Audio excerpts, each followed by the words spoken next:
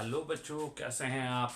और उम्मीद करता हूं कि आपकी पढ़ाई अच्छी चल रही होगी। तो आज हमारा केमिस्ट्री का लेक्चर नंबर 4 और जो हमने अपनी बेसिक केमिस्ट्री स्टार्ट की थी, आज उसका हम फोर्थ पार्ट यहां पर स्टार्ट कर रहे हैं। तो पहले थोड़ा सा रिवीजन करेंगे लास्ट क्लास का, फिर उसके बाद आज आगे की बात हम अपनी स्टार्ट करेंगे। देखिए बच्चों, एक बात पहले इस रूल को देखेंगे। Z इक्वल है E, E इक्वल है P।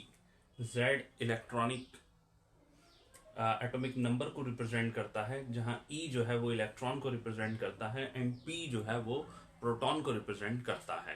तो हम कह सकते हैं कि किसी भी एटम का एटॉमिक नंबर Z इक्वल होता है उसकी ऑर्बिटल में घूमते हुए इलेक्ट्रॉन एंड उसके न्यूक्लियस में रिप्रेजेंट प्रोटॉन। एक बात हमारी यहां हुई। दूसरी बात, हमने ये ऑर्बिटल देखे थे, ये हमारे शेल हैं जिसे हम KLMN कहते हैं, और ये हमारे सब शेल हैं जिसे हम SPDF कहते हैं।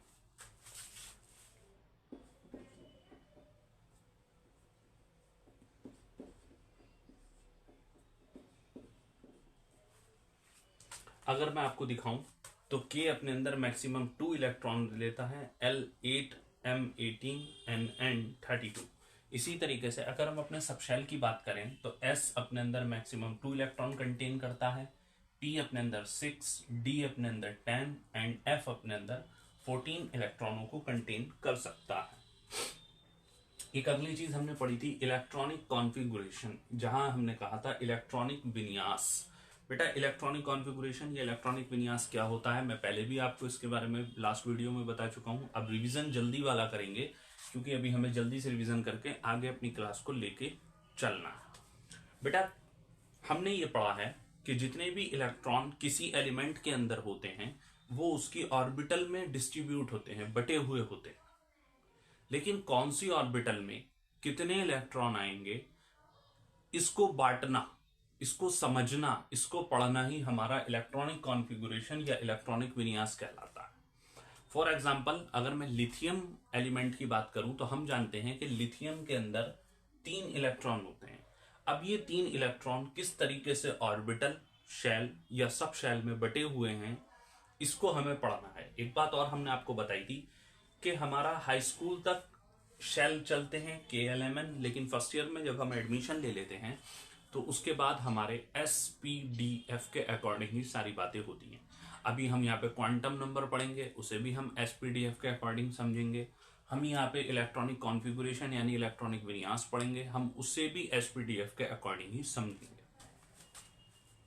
और मैंने थोड़ा सा इलेक्ट्रॉनिक कॉन्फ़िगरेशन आपको यहाँ पे करके भी दिखाया था। जैसे मैंने हीलियम का कहा था कि हाइड्रोजन का कहा था कि हाइड्रोजन के अंदर 1 इलेक्ट्रॉन, Z इक्वल टू 1। तो यहाँ पर 1s1, यहाँ पर जो ये 1 है ऊपर, इसके S के ऊपर जो 1 रखा हुआ है, बेटा ये इलेक्ट्रॉन को ही रिप्रेजेंट कर रहा है। और ये जो इससे पहले वाला 1 है, ये बात दिखा रहा है कि ये पहले सब शेल के अंदर है, और चूंकि एक है तो यहां पर हमने एक ही रख दिया। हीलियम के अंदर 2 होते हैं, यानी इसका एटॉमिक नंबर 2। अगर एटॉमिक नंबर 2 है तो Z इक्वल टू E, यानी इसके अंदर इलेक्ट्रॉन भी 2 ही होंगे, और अगर 2 इलेक्ट्रॉन होंगे तो S2 यहां पर हम देख लिया। अभी हमने देखा लिथियम। लिथियम के अंदर बेटा Z की जो वैल्यू है वो 3 है, यानी लिथियम का एटॉमिक नंबर 3 है। अगर एटॉमिक नंबर 3 है तो यानी लिथियम के ऑर्बिटल के अंदर 3 ही इलेक्ट्रॉन होंगे।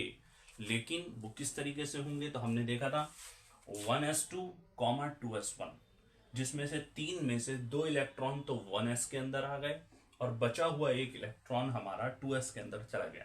क्योंकि बेटा हम यहां पे समझ सकते हैं कि S maximum 2, P 6, D 10, F 14। अब यहां पर एक बच्चों का सवाल ये पैदा होता है कि सर हमें कैसे पता चलेगा कि 1s के बाद 2s, 2s के बाद और कुछ, फिर उसके बाद और कुछ, उसके बाद और कुछ आ सकता है। तो बेटा इस बात को समझाने के लिए हमारे पास एक लॉ आता है, एक नियम आता है, जिसे हम ऑफ बाउ लॉ कहते हैं या ऑफ बाउ नियम कहते हैं। उसी को आज हम यहां पर स्टार्ट कर रहे हैं। मैं इसे रफ करता हूं।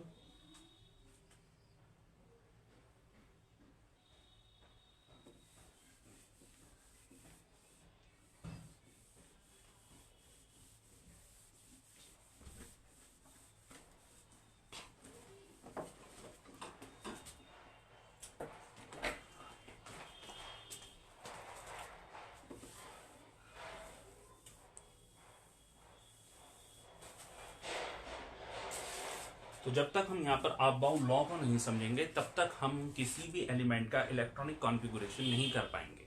और ये जो हम इलेक्ट्रॉनिक कॉन्फ़िगरेशन कर रहे हैं ये हमें पता होना चाहिए ये किसके अकॉर्डिंग है, SPDF के अकॉर्डिंग ये हमारा इलेक्ट्रॉनिक कॉन्फ़िगरेशन हो रहा है। तो बेटा इसके लिए पहले हमें समझना पड़ेगा हमारे अबाउ लॉ।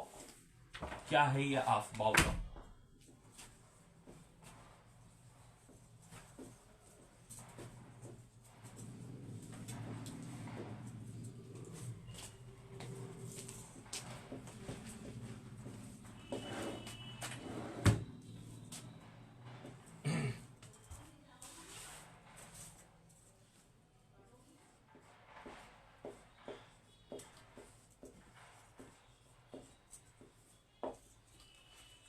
बेटे इसे हम पहले बनाना सीखेंगे कि इसका हम क्रिएशन कैसे कर सकते हैं।